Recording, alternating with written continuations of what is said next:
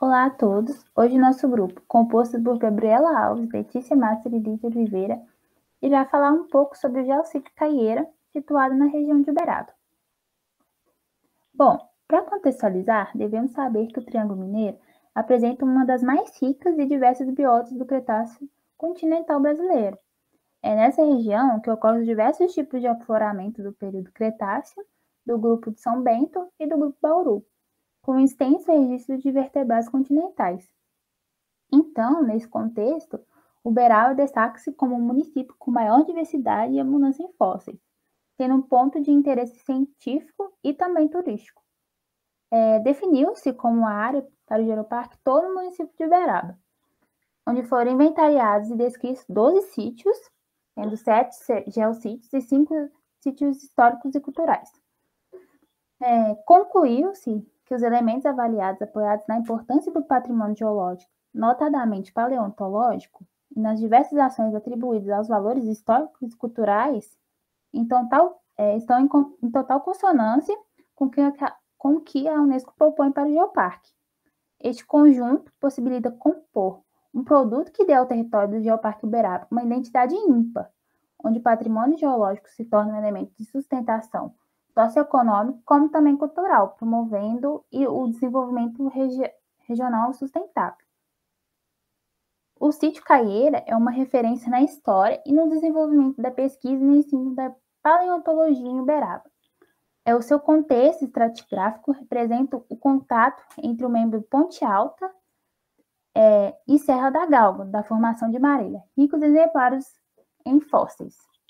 Chegando nesse âmbito histórico, a área da Caieira, então administrada pela família Frederico Peiró, foi responsável por atrair a atenção do paleontólogo Ivor Price, tornando-se um ponto inaugural das escavações da paleontologia sistemáticas em Peirópolis no ano de 1946. Por isso, ficou conhecido como ponto 1 de Price. O Geossítio Caieira está localizado em uma depressão tipo continental interior, denominada Bacia de Bauru. Sua formação tem a ver com a reativação sul-atlantiana, que teve início no período Cretáceo inferior, quando havia grande manifestação magmática na região, responsável pelo acúmulo basáltico e a consequente instalação da Bacia de Bauru, e pelo soerguimento de algumas regiões com intrusões alcalinas como a Serra Geral. Seu tipo de relevo da continental interior tem a ver com a modelagem que a região sofreu durante a separação do megacontinente Gondwana. A atividade tectônica gira um estiramento da crosta na região, causando um rebaixamento do solo, tornando a área uma bacia de controle amplamente estrutural, a ser preenchida por sedimentos, que inclusive também são majoritariamente controlados pela dinâmica da tectônica. Esse controle estrutural é chamado de rift. Seu assoalho é constituído por basalto da formação Serra Geral, que se separa por discordância erosiva, isto é, superfície irregular formada por estratos separados paralelamente. Aqui dá para ver.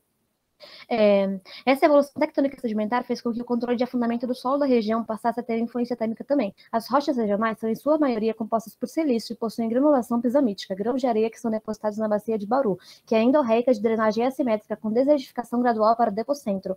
A composição estratigráfica de maior acúmulo da bacia é suprabasáltica e acumulou-se durante o intervalo coniaciano, maastrichtiano no Cretáceo Superior. Devido ao fato de que nesse período geológico tínhamos uma maior quantidade de vertebrados vivendo na região durante a sedimentação da bacia, os fósseis encontrados na região são inúmeros. Sendo a região caracterizada como planalto de altitude, há a presença de chapéus e escarpas de topos arredondados, localmente aplanados, estes últimos que funcionam como divisor de águas. Este relevo está associado à evolução da plataforma sul-americana, porque após a atividade magmática da Serra Geral, houve o soerguimento regional da bacia de Bauru. O solo é bastante resistente a processos erosivos, porque há calcretes, que são rochas com bastante cálcio, e silcretes, que são ferrugens endurecidas, que é basicamente areia cimentada por sílica, que deixam um solo bem resistente e unido. Esse solo se deu devido ao encontro das formações de Marília e Uberaba, e apesar de ter um solo bem fértil, não é adequado para a agricultura devido à mecanização do solo regional.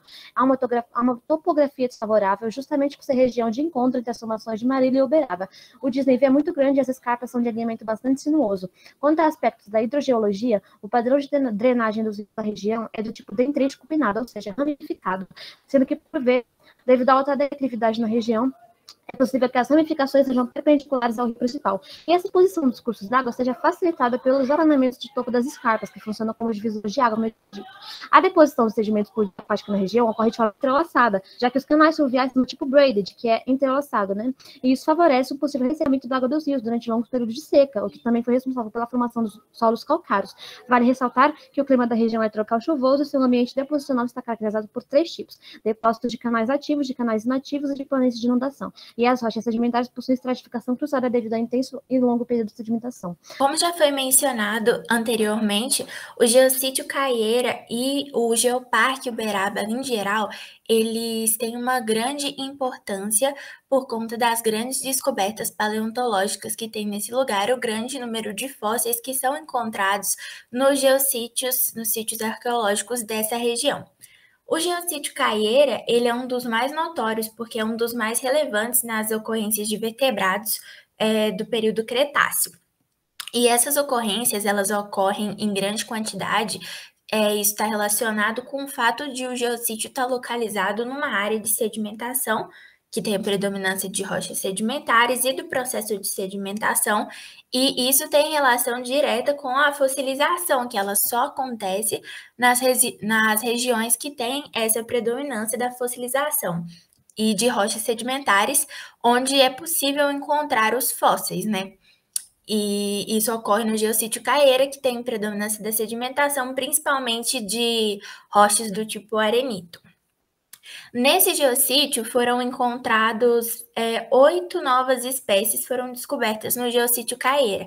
Aqui nessa imagem nós podemos ver a imagem de uma escavação no nosso geossítio, e algumas das espécies, uma das espécies mais importantes que foi encontrada foi o Trigonosaurus priestley, que viveu há cerca de 70 milhões de anos na região, que hoje é conhecida como Triângulo Mineiro, né?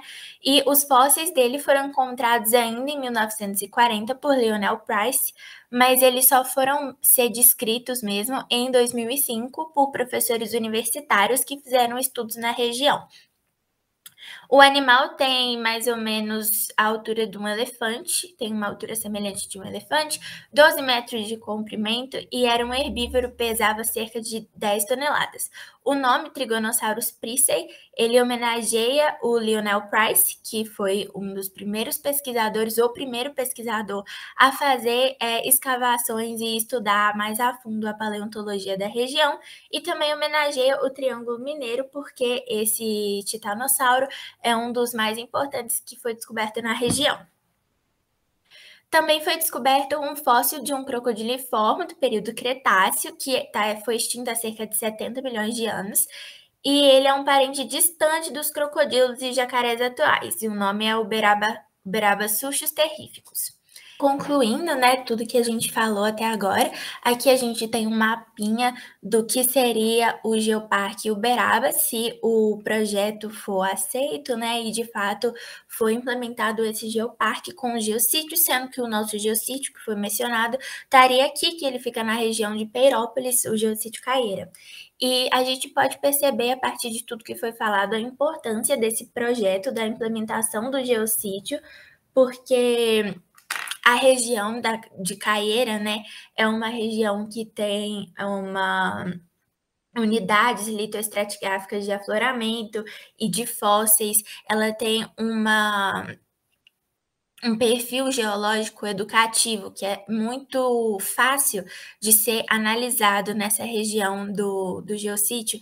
É um perfil geológico muito fácil de ser analisado, e isso é muito importante porque permite que a gente analise e compreenda melhor como que foi o passado geológico da região e construa melhor esse passado geológico até chegar nos dias atuais.